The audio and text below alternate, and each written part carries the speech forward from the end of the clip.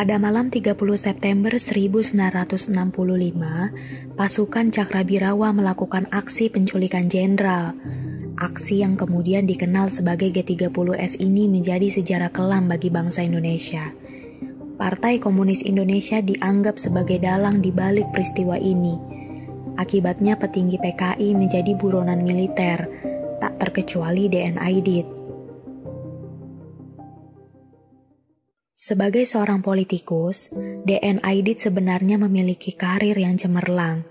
Ia berhasil menjadikan PKI sebagai partai dengan basis massa yang besar. PKI bahkan menjadi salah satu partai komunis terbesar di dunia.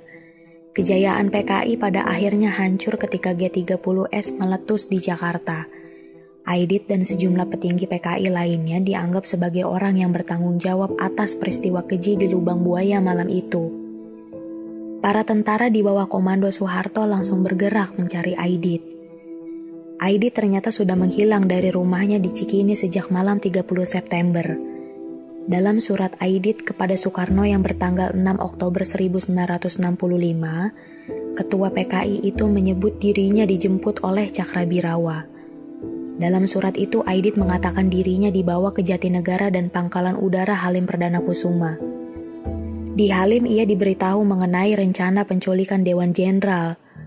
Setelah dari Halim, Aidit mengaku diminta pergi ke Yogyakarta.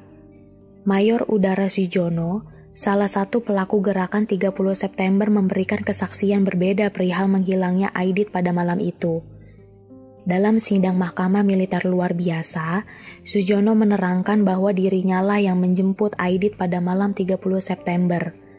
Sujono ketika itu membawa Aidit ke rumah Kepala Biro Khusus PKI Syam Kamaruzaman.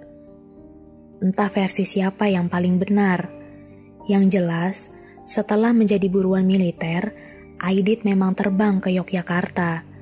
Dari Yogyakarta, Aidit langsung bergerak ke Semarang. Di sana ia menggelar rapat dengan pimpinan PKI lainnya. Setelah itu Aidit dikabarkan berkeliling Jawa Tengah dan Jawa Timur. Untuk memburu Aidit, Angkatan Darat segera melakukan operasi intelijen. Kolonel Yasir Hadib Broto dan pasukannya yang tengah bersiaga di Sumatera Utara diminta untuk menghadap Soeharto. Soeharto yang ketika itu menjabat sebagai Panglima Kostrat memerintahkan Yasir dan pasukannya untuk memburu Aidit. Yang memberontak sekarang ini adalah anak-anak PKI Madiun dulu. Sekarang bereskan itu semua. Aidit ada di Jawa Tengah, bawa pasukanmu ke sana. Perintah Soeharto pada Yasir. Yasir menyanggupi perintah yang diberikan oleh Soeharto. Ia kemudian membawa pasukannya bergerak ke kota Solo. Solo saat itu memang menjadi salah satu basis PKI. Untuk mencari keberadaan Aidit, jaringan intelijen disebarkan ke basis-basis PKI di kota Solo. Sri Harto, salah satu intel yang berhasil disusupkan ke jaringan PKI mendapat informasi mengenai keberadaan Aidit. Ia mengatakan, pada 22 November 1965 Aidit akan pergi ke sebuah rumah yang terletak di Kampung Sambeng. Setelah mendapat informasi ini, Yasir bersama pasukannya langsung menyusun rencana untuk melakukan pengepungan di rumah yang dimaksud. Informasi yang diberikan oleh Sri Harto ternyata terbukti. Aidit benar-benar datang ke rumah yang dimaksud. Ia bahkan datang berboncengan dengan Sri Harto. Letnan Duaning Prajitno dan anak buahnya ditugaskan untuk menggerebek Aidit.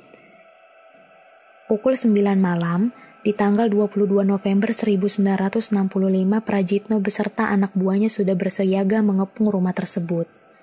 Ketika pintu didobrak, Prajitno dan anak buahnya menemukan rumah itu kosong melompong. Namun mereka tidak langsung keluar rumah. Seluruh sudut ruangan tidak lewat dari penggeledahan.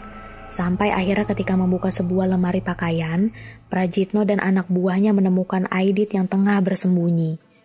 Aidit langsung diringkus, kedua tangannya diikat dengan kencang. Aidit kemudian langsung diinterogasi oleh Kolonel Yasir. Kepada Kolonel Yasir, Aidit berkali-kali minta agar ia dibawa menghadap Soekarno.